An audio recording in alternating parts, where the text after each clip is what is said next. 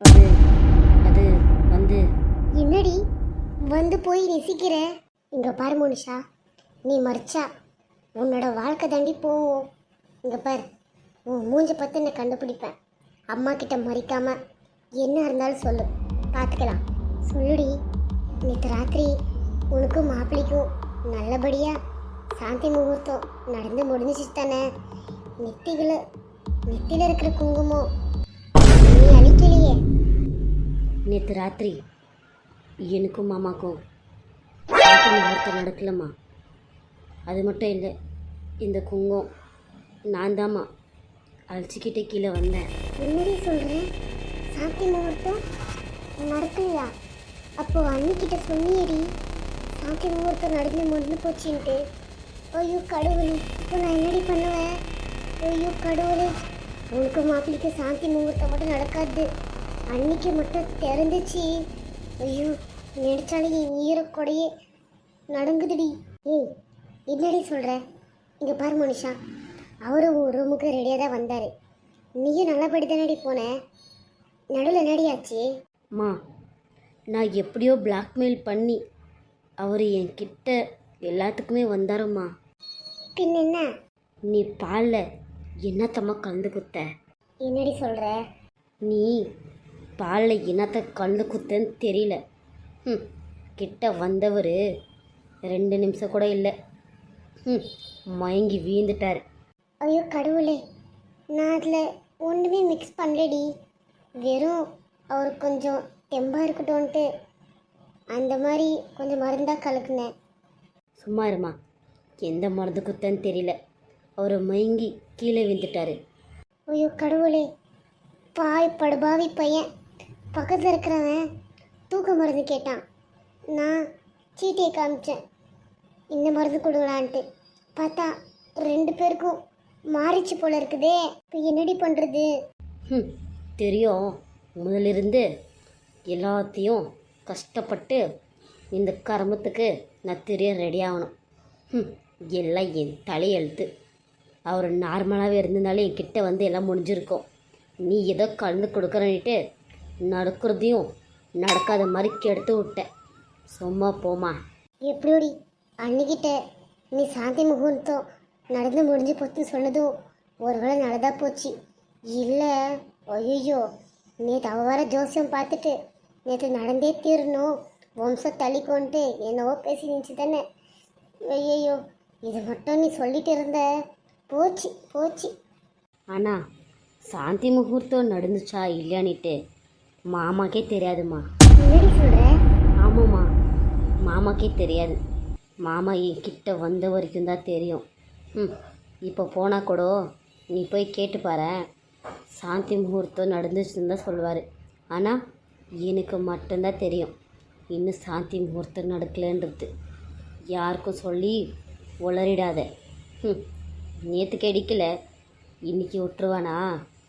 எங்கடி வந்தா அந்த பிசாசார இன்னைக்கு டிஸ்சார்ஜ் ஆகி வந்துட்டாளே, அவள் எங்கே விடுவா?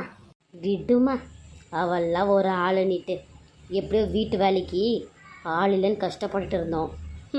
கரெக்டாக ஒரு வீட்டு வேலைக்கு ஒரு வேலைக்காரி கிடச்சிட்டா. இனிமேல் நீ கொஞ்சம் ஃப்ரீயாக இரு, சரியா? இங்கே பார், அவளெல்லாம் ஒரு ஆளை கூட நீ நிற்காத, ஃப்ரீயாக விடு, நான் பார்த்துக்கிறேன். என்னோடி எனக்கு ரொம்ப பயமாக இருக்குது.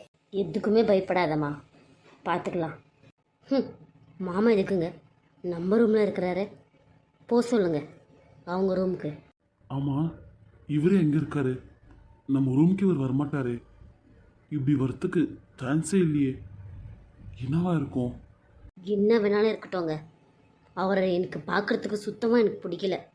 முதல்ல நம்ம ரூம்லேருந்து வெளியே போக சொல்லுங்கள். தம்பி, இப்படிடா இருக்க? அஞ்சலி, எப்படிம்மா இருக்க? குழந்தை எப்படி இருக்காம்மா? எங்களுக்கு என்னம்மாம்மா, எங்களுக்கு தினம் இந்த வீட்டில் நடக்கிற கூத்தை நினச்சிக்கிட்டு எங்கள் வாழ்க்கை மொத்தமும் நரக வேதனையாக இருக்குது. உங்களுக்கு என்ன, புது பொண்டாட்டி, புது மாமியார், இன்னும் கொஞ்சம் எக்ஸ்ட்ரா அந்தஸ்து வேறு சேர்ந்துச்சுல. நீங்கள் நல்லா தான் இருப்பீங்க. அநியாயமா ஒரு பொண்ணுக்கு குழந்தை இல்லைன்னு சொல்லிட்டு இப்படியா பண்ணுவீங்க? போதும் மாமா, உங்களுக்கு ஒரு தங்கச்சி இருக்கிறது மறந்துடாதீங்க. அதே நிலமை உங்கள் தங்கச்சிக்கு த்ரிஷாக்காவோட நிலைமையே உங்கள் தங்கச்சிக்கே வந்திருந்தா அப்போ தெரிஞ்சிருக்கும் அந்த வலி என்னான்னுட்டு. நீங்கள் உங்கள் அம்மா கூட சேர்ந்துட்டு நல்லா ஆடாத ஆட்டமும் பண்ணாத தப்புங்களும் செஞ்சுட்டு நல்லா தாமம்மா இருப்பீங்க.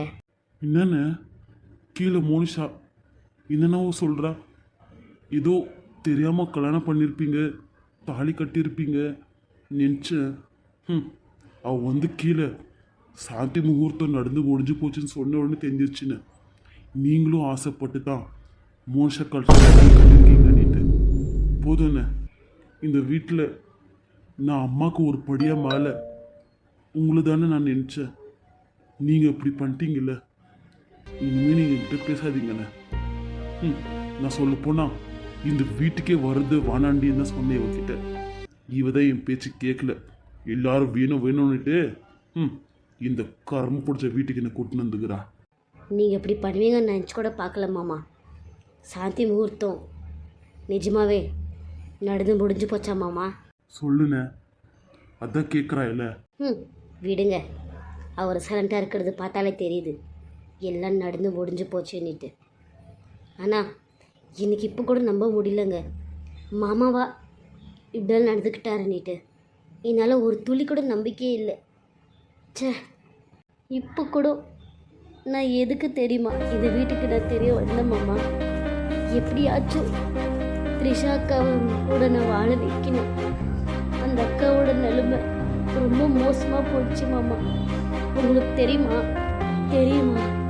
கல்யாணம் முடிஞ்சு 4 நாள் ஆக போகுது மாமா. என்ன ஆனாங்க, ஏது ஆனாங்க, அவங்கள வீட்டு விட்டு துரத்து விட்டீங்களே, அதுக்கப்புறம் என்ன ஆச்சுன்னு போய் எட்டி ஒரு நாள் பார்த்தீங்களா? ஏமாம்மா இப்படி பண்ணீங்க? எனக்கு ரொம்ப மனசு கஷ்டமாக இருக்குது மாமா. அவங்க 1000 தப்பே பண்ணியிருக்கட்டும், நான் வேணான்ல, அதெல்லாம் மன்னிச்சுட்டு அவங்களுக்கு ஒரு குழந்தை இல்லைன்ட்டு ஒரு காரணத்துக்காக இப்படி நீங்கள் துரத்தி விட்டது கூட என்னால் மன்னிக்க முடியும் மாமா. இன்னொருத்திக்கு நீங்கள் தாலி கட்டினீங்க தெரியுமா? அப்போவே என் மனசில் நீங்கள் சொல்லக்கூட எனக்கு பிடிக்கல மாமா. எப்படியாப்பட்ட இடத்துல வச்சுருது தெரியாம மாமா. ஏன் கூட பிறந்த அண்ணனா நான் அவங்கள நினச்சேன். இப்போது நினச்சாலும் எனக்கு ரொம்ப அசிங்கமாக வேதனையாகவும் இருக்குது, கஷ்டமாகவும் இருக்குது மாமா. இந்த வீட்டிலேயே நீங்களும் இவரும் தான் ரொம்ப நல்லவங்க மாமா. இப்போ அதில் நீங்களும் உங்கள் அம்மா மாதிரி ஆயிட்டீங்கன்னு நினைக்கும் போது ரொம்ப கஷ்டமாக இருக்குது மாமா, ரொம்ப கஷ்டமாக இருக்குது. 1000 தான் இருந்தாலும் 1000 பேர் என்ன சொன்னாலும் நம்ம பொண்டாட்டியை நம்ம தானே மாமா பார்த்துக்கணும். இப்படி உங்கள் அம்மா பேச்சு கேட்டுட்டு இப்படியா துரத்து விடுவீங்க? காசு பணம் இல்லைன்னா அவளுக்கு உயிர் இல்லையா மாமா? அவள் ஒரு பொண்ணு தானே மாமா, உங்களை நம்பி தானே மாமா தாலி கட்டிக்கிட்டு வந்தா. இத்தனைக்கும் உங்கள் அம்மா பார்த்து வச்ச பொண்ணு தானே மாமா. அப்போ நல்லா இருந்துச்சு, இப்போது உங்களுக்கு கஷ்டமாக இருக்குதா மாமா? ரொம்ப தப்பு மாமா, தப்பு. இப்போது த்ரிஷாக்கனோட நிலைமை அவ்வளோதானா மாமா? அவ்வளோதானா? குட்டி முக்கியாக ஹாஸ்பிட்டலுக்கு வந்திருந்தாங்க மாமா. அப்போ சொன்னாங்க த்ரிஷாக்காவை பார்க்குறதுக்கு போயிருந்தாங்களாம். அங்கே த்ரிஷாக்காவோடைய நிலைமை எப்படி இருக்க தெரியுமா மாமா? ரோட்டில் போகிற கண்ட பொறுக்கி நாயெல்லாம் கை பிடிச்சி, உன் புருஷன் கூட 7 வருஷம் வாழ்ந்தியே, பிடிக்கலேன்ட்டு வந்துட்டு தானே, இப்போ என் கூட ஒரு 7 வருஷம் வாழு, உனக்கு பிடிக்கலன்னா விட்டுடு. 7 வருஷம் பிடிக்கலையா 1 வருஷம் இரு, இல்லை ஒரு 5 நாள், இல்லை 1 நாள் இருன்ட்டு ஊரில் இருக்கிற மொத்த பேரும் அசிங்க பேசுகிறாங்க மாமா. பாவம் மாமா, த்ரிஷாக்கோட நிலைமை பாவம் மாமா. உங்களை நம்பி தானே மாமா அக்காக்கு உங்களை தாலி கட்டிக்கினாங்க, உங்கள் அம்மாவை நம்பி கட்டிக்கினாங்க. நீங்கள் இப்படி பண்ணியிருக்கவே கூடாது. ஒரு பொண்ணோட வாழ்க்கை இப்படி பண்ணிட்டீங்களே மாமா. நீங்களும் உங்கள் அம்மாவும் நல்லா இருப்பீங்களா? நாசமாக போயிடுவீங்க. ஒரு பொண்ணோட வாழ்க்கையை கெடுத்துட்டு இன்னொருத்தையோட தாலி கட்டிக்கிட்டா நல்லா இருப்பீங்களா மாமா? நல்லா இருக்கவே மாட்டீங்க மாமா. 7 ஜென்மம் ஆனாலும் அந்த சாபம் உங்களை சும்மா விடாது மாமா. பாவம் மாமா, பாவம். என்னவே தப்பு பண்ணியிருந்தாலும் த்ரிஷாக்கா ஒரு பொண்ணு தானே மாமா. அவளுக்கு நீட்டு மனசு இருக்கும் இல்லையா மாமா? அது வந்து அஞ்சலி, வேணாம் மாமா, தயவு செஞ்சு நீங்கள் என்கிட்ட பேசவே பேசாதீங்க மாமா, பேசாதீங்க. இந்த வீட்டில் நான் இதுவரை கட்டிக்கின நாளில் இருந்து நான் படாத கஷ்டப்பட்டுட்டேன். பரவாயில்ல, திரிஷாக்கா இன்னைக்கு எவ்வளோவே எனக்கு கொடுமை கொடுத்துருந்தாலும் அந்த அக்காவை நல்லபடியாக பார்த்துக்கிறாங்கன்ட்டு ஒரு சமாதானம் இருந்துச்சு. இப்போ அவங்களுக்கும் என்னோட நிலைமை இருக்குதுன்னா எனக்கு ரொம்ப கஷ்டமாக இருக்குது மாமா. நான் எவ்வளோ கஷ்டம் வேணாலும் தாங்கிக்குவேன் மாமா. ஆனால் எனக்கு பிடிச்சவங்க, எனக்கு சார்ந்தவங்க, என் கூட இருக்கிறவங்களுக்கு ஒரு கஷ்டம்னா என்னால் பார்த்து சும்மா இருக்க முடியாது மாமா. என்னால் அது தாங்க முடியாது மாமா. இல்லை அஞ்சலி, நீங்கள் தப்பாக புரிஞ்சுக்கிட்டு இருக்கிறீங்க. நான் எப்படி சொல்கிறது?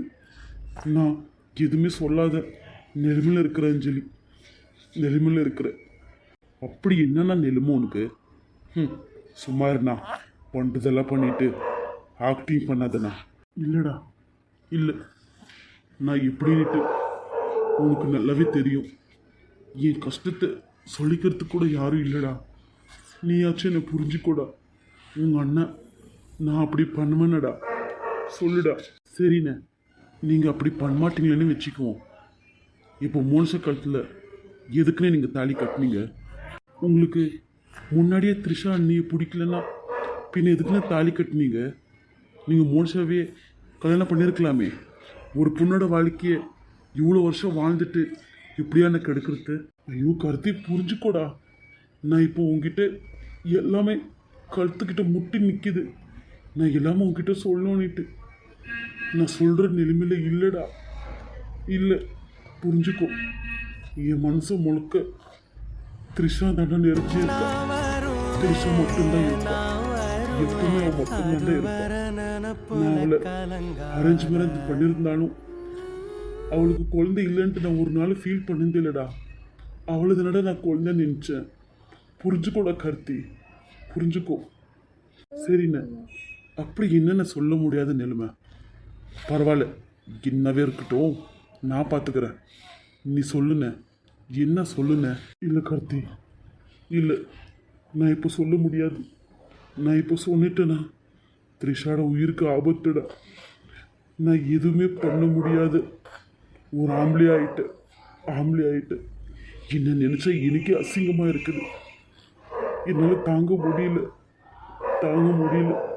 என்னை பெத்த அம்மாவே எனக்கு எதிராக இருக்கும்போது நான் ஒன்றும் பண்ண முடியலடா கார்த்தி, ஒன்றும் பண்ண முடியல. நேரம் வரும்போது நான் என்னென்ன பண்ணுமோ எல்லாம் பண்ணுறேன். என்னை பொறுமையாக விட்டுடுங்க, என்னை தனியாக விடுங்க.